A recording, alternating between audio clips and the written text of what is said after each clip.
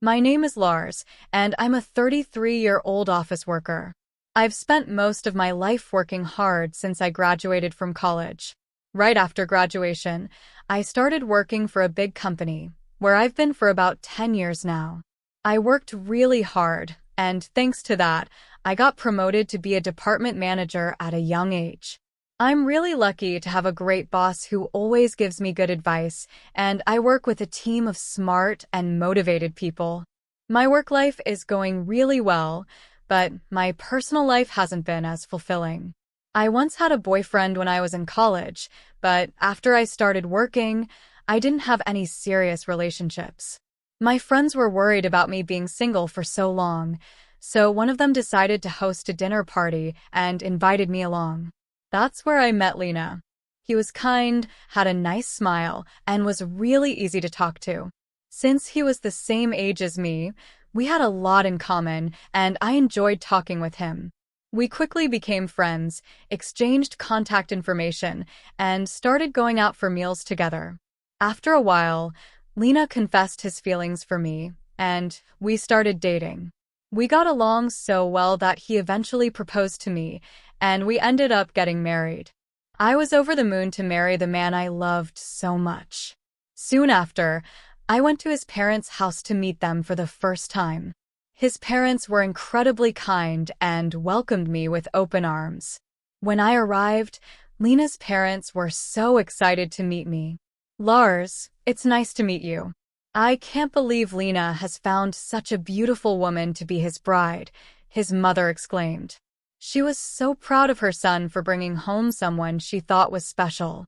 Lena, a bit embarrassed, tried to calm them down, saying, "Hey, Mom and Dad, stop it. Lars is getting shy."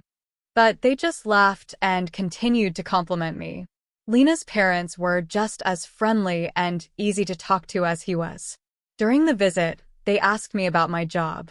"Lars, you work for a big company, right?" "That's amazing.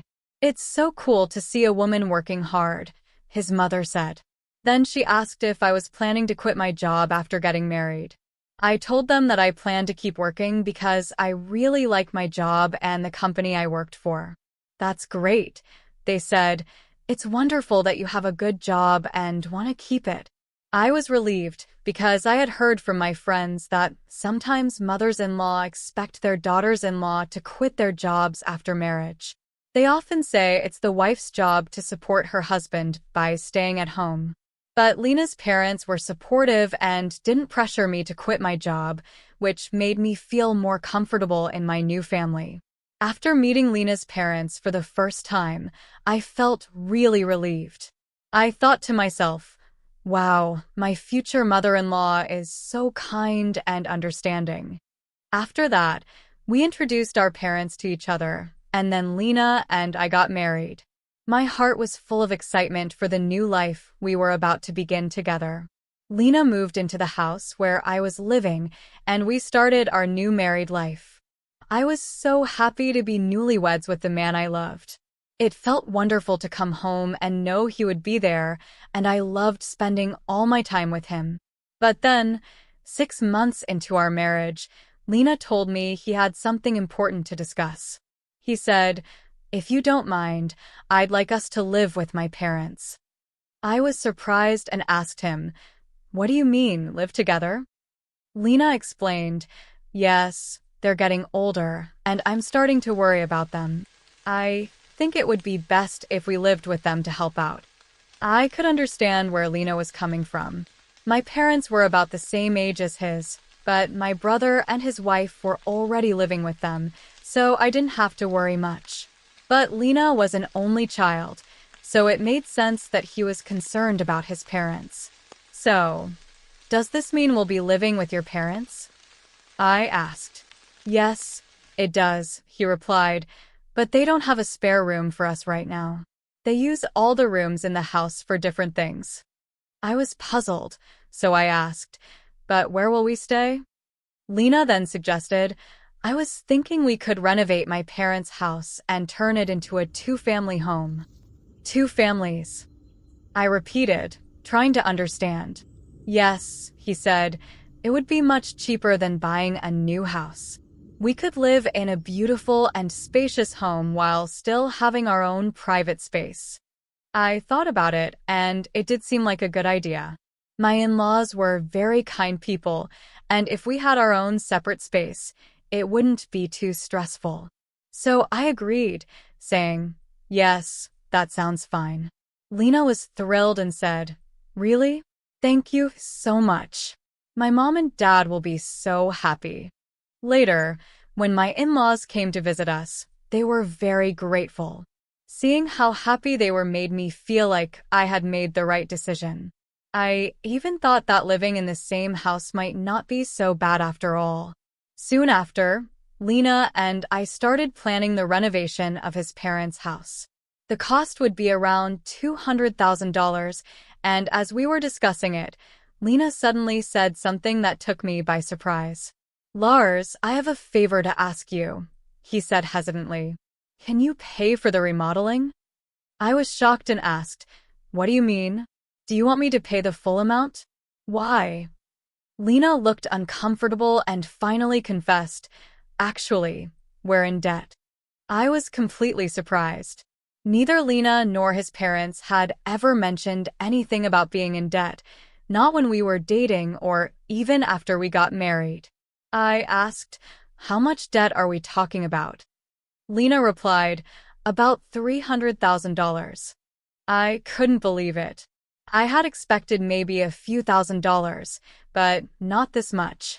I ended up shouting, "What?" Lena explained, "It wasn't so bad at first, but the debt gradually grew. Even though we've tried to pay it off, it just keeps getting worse. My parents are already living on a pension, so they can't help much." I was in shock, trying to process everything he had just told me. The situation was much more complicated than I had ever imagined. I couldn't believe what I was hearing. My husband, Lena, had just told me that his parents were in serious debt, and it was getting worse. "I can't pay them back as much as I'd like," he said, "and the debt keeps getting bigger and bigger." I was shocked and couldn't hide my surprise. This was such a sudden and upsetting revelation. I had no idea my in-laws owed so much money. Lena looked at me, worried, and asked, "Lars, I need a favor. Will you help me pay off my father and father-in-law's debt? They can't afford it anymore, and I don't make a very good salary either." I felt a sinking feeling in my stomach. But isn't it going to be tough to renovate the house and live together as two families? I asked. Lena insisted, "No, the renovation is important, so let's go ahead as planned. I know I've asked you to pay for both the remodeling and my parents' debt. I realize that I'm putting you on the hook for $250,000. He looked at me with pleading eyes and continued, "I know this is a lot to ask, but I love you, Lars. I want to take care of our life together, and I want to protect my mom and dad. I'm sorry if I'm being greedy, but if you really love me, please help me. I'll pay you back little by little." I was torn. I could see that Lena and his parents had no one else to turn to, and I knew Lena truly loved me. But at that moment, I felt like I was being deceived by his words. They say love is blind, and I think that's exactly what was happening to me. Despite my doubts, I found myself agreeing. "Okay, I'll pay for it," I said. Lena's face lit up with relief. "Thank you so much," he said, shaking my hand gratefully. He quickly told his parents, and later, they came to our house to apologize to me. My mother-in-law even shed tears of joy, thanking me for stepping in to help. I knew I had to do my best from that point on. I was now responsible for my in-laws' debt, and I was determined to handle it. Although I had some savings, I was scared to pay the entire amount all at once. So, I decided to pay $660,000 from my savings immediately and cover the rest in installments. When my in-laws joined us, we sat down to discuss the repayment plan. I explained to them how I planned to pay in installments. They seemed relieved and said I could handle it however I wanted. Then Lena suggested, "Why don't you transfer the money directly to the debt repayment account? We're not very good at managing money, and I'm a little worried about transferring such a large amount." My in-laws nodded in agreement. It would be time-consuming for me to transfer the money to their account first, and then have them transfer it to the repayment account. Since it was such a large sum, we all agreed that it would be safer and more efficient for me to handle it directly. I didn't like the idea of the money getting lost or delayed in the middle of the process, so I agreed to handle the transfers myself. Once we finalized the plan, my in-laws looked visibly relieved. They said, "Now we don't have to be afraid of the monthly debt collectors anymore." That was really scary. Lena, my husband, encouraged them. "Dad and Mom, you should thank Lars properly." My mother-in-law responded, "We've thanked her so many times, but it's never enough. Thank you so much, Lars. We're so grateful that you became Lena's wife." While their gratitude was sincere, I couldn't help but feel a bit uncomfortable. I wondered if they saw me as just a source of money. Their words made me feel a little uneasy, but I reminded myself that I was doing this to support my beloved husband and his family. With that in mind, I began making the payments toward their debt. At the same time, we remodeled the house, turning it into a beautiful two-family home. When the renovations were finished, we moved in together. The new house was spacious and beautiful, and my in-laws were thrilled. Lena's eyes lit up with excitement when he saw the finished home. I also enjoyed the new kitchen, which made cooking much more enjoyable. The new location was closer to work, which meant I had more free time since my commute was shorter. I used that extra time to study and improve myself. Even though I was busy working hard to pay off the debt, there was something that bothered me. My husband wasn't helping me with the payments at all. When we first talked about his parents' debt, he had promised to help me pay it off. But as time went on, he didn't contribute a single cent from his paycheck. When I brought it up with him, he claimed that his salary wasn't enough to make the payments. I asked him what his take-home pay was and requested to see his pay stubs, but he stubbornly refused. I had no idea how much he earned, but it didn't seem fair that I was shouldering the entire burden alone. I worked tirelessly for about a year to make progress on the debt. One day, my in-laws asked me how much we had left to repay. "If it's been a year, you must not have much left, right?" they asked. I did a quick calculation and replied, "We've managed to pay back about $60,000 this year, so the remaining balance is roughly $180,000. My in-laws were shocked. "What? You've paid back that much? Lars, that's incredible. At this rate, you'll have the loan paid off in about 3 more years." Their surprise and praise made me feel a bit better, but I still couldn't shake the feeling that something wasn't right. Despite the progress we were making, the fact that Lena wasn't contributing still weighed heavily on my mind. I told myself that if I kept working hard, I'd be able to pay off the debt. My in-laws were so grateful. They even cried with happiness. Seeing them like that made me feel like all the hard work was worth it. But a few days later, something unexpected happened. I had to work overtime that day, so I told my husband I'd be home late. However, the work went more smoothly than expected, and since many of us finished early, I was able to leave on time. I rushed home, thinking I'd surprise my husband by cooking dinner as usual.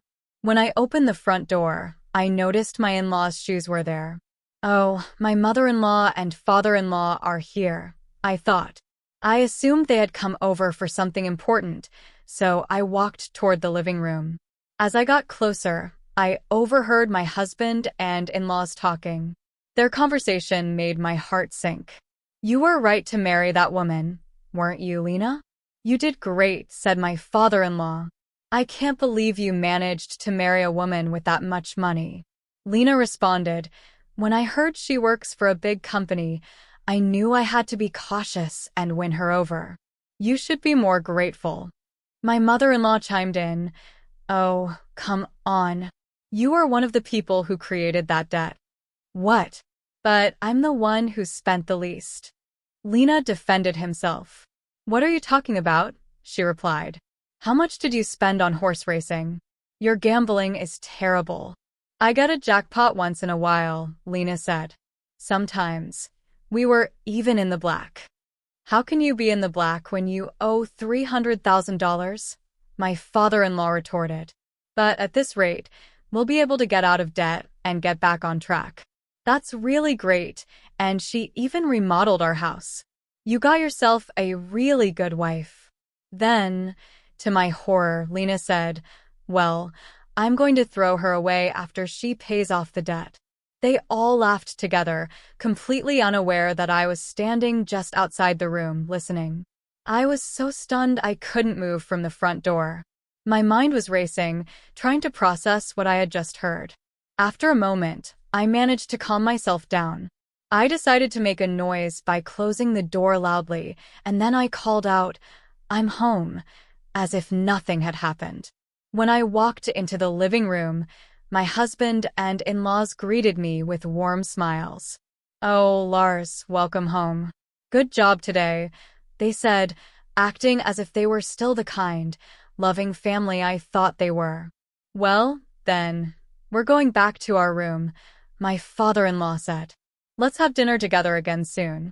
Their gentle smiles terrified me because I had just heard their true feelings.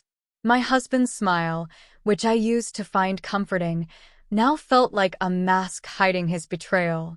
I was shocked and heartbroken, wondering what I had been doing all this time, trying so hard to pay off their debt. Lena, still pretending everything was normal, asked, Didn't you say you had to work late today? Yeah, I replied, forcing a smile. But things finished up sooner than I expected. Inside, I was devastated, realizing that everything I had been doing was based on lies and manipulation.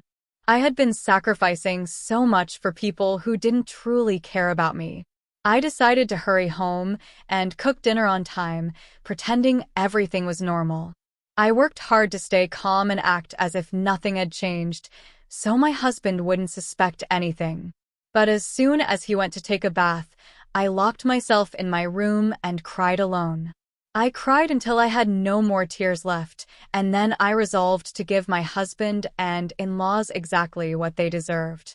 From that moment on, I began to plan my next steps. I prepared for the divorce and made careful arrangements for my life after it. I knew I had to be patient and act like everything was fine while I put my plan into motion. For the next 3 months, I pretended to be happy and kept up the charade. Finally, when the time was right, I told my husband that I had paid off his parents' debt. His eyes widened in shock. What? You paid off the $300,000? That was supposed to take 3 years. I smiled and explained, Actually, I had some savings, but I was too scared to pay it all at once. I started using a little from my salary and savings, and once the debt was below $200,000, I decided to pay it off in full. My husband was stunned. I see. Can I check? He asked, clearly trying to hide his excitement. I handed him the bank book, and he saw that $180,000 had been paid all at once. He tried to keep his cool, but I could see how eager he was to share the news with his parents. Wow, Lars, thank you. My dad's going to love this, he said, pretending to wipe away tears. But I knew he was just acting. Shortly after, my in-laws came over, full of gratitude. Thank you so much, Lars. We're so lucky to have you. You're like a godsend, they said. If I hadn't known the truth, I might have been touched by their words. But I knew exactly what kind of people they were, and I was only playing along to execute my plan. A few days later, my husband asked to talk to me. He looked very serious, which made me wonder what he was up to now. I'm sorry, Lars, but you have to leave me, he said. I acted surprised, just as I had planned. What? What do you mean? I asked, feigning shock. But inside, I was ready for this moment, and I knew it was only the beginning of the end. For him, Lena's words hit me like a ton of bricks. "I have a new girlfriend," he said. "I'm going to live here with her, so I'm divorcing you, and you're going to my parents' place." I was completely taken aback by Lena's unexpected declaration. I knew from eavesdropping on their earlier conversation that he planned to leave me after his debts were paid off, but I never imagined he would openly admit to cheating on me. And now, he was telling me to go live with his parents after he left? It made no sense. "I don't really understand what you mean," I said, trying to keep calm. But my confusion only seemed to irritate him. "You're so clueless," he snapped. "I don't need you anymore, not as a breadwinner or a housekeeper. But if you want, you can stay here. I don't care." Just then, the front door opened and my in-laws walked in. "Lena, did you finally tell her?" his mother asked. "Yeah, I told her," he replied, smirking. "I wish I could have seen her face when you did," she said. "So, that's how it is. You can come live with us if you do the chores. Of course, we'll charge you rent." They all laughed at me, my husband and in-laws, thinking they had everything figured out. They were the worst people I had ever met, but I kept my cool. I wasn't going to let them win. "All of you need to leave," I said firmly. My in-laws looked shocked. "What are you talking about?" they demanded. "Have you forgotten who owns this house?" But I didn't flinch. "Actually, I paid for the renovation, and you changed the title of the house to my name. So, I have the rights to this house now, and I decide who lives here." Their faces turned pale as they realized the truth. They had completely forgotten about the title transfer. "I'm sorry, but you can't live here anymore," I continued. "Once we're divorced, you'll be strangers to me." Panic spread across their faces, but Lena wasn't ready to back down. "But you took over our debt and paid it off in full. You're the one who's losing out here. If we didn't have that debt, we could have afforded a new place to live." "That's true," his father added.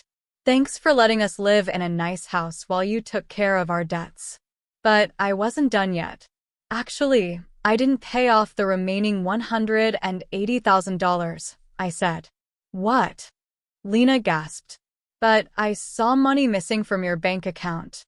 "That was just a separate account I created to move money around," I explained. "The debt is still there, $180,000 of it. The collections haven't started because I've been making large payments, but they will soon. And you'll be responsible for the rest." My husband and in-laws were speechless. They had no idea how to respond. "And Lena," I added, "since you admitted to cheating, you'll have to pay alimony. I'll also charge your new girlfriend for her part in the affair." Lena's face turned red with anger and embarrassment. "But she's with me because I own a house and have money," he blurted out, as if that would make a difference. But I wasn't about to let him off that easily. "Not anymore," I said calmly. "This house is mine, and you'll be paying for your mistakes, one way or another." It sounds like you've put together a compelling narrative that portrays a strong and resilient character who faces betrayal but ultimately triumphs. The story shows a journey of emotional hardship, manipulation, and deception, followed by a strategic and victorious comeback. By standing firm, taking control of her financial situation, and refusing to be manipulated further, the protagonist emerges as the victor, turning a negative experience into a positive outcome. The story is engaging, with twists that keep the reader hooked, and it emphasizes the importance of self-respect, financial independence, and the ability to see through deceit. The conclusion is empowering, as the protagonist not only recovers from the betrayal but also gains financially and emotionally, setting herself up for a better future. If this is part of a larger project or series, it could serve as a strong example of how adversity can be turned into opportunity and how important it is to trust in oneself. The narrative could inspire others to take charge of their lives and make difficult decisions to protect their well-being. Is this something you're writing for a story, a blog, or another type of project?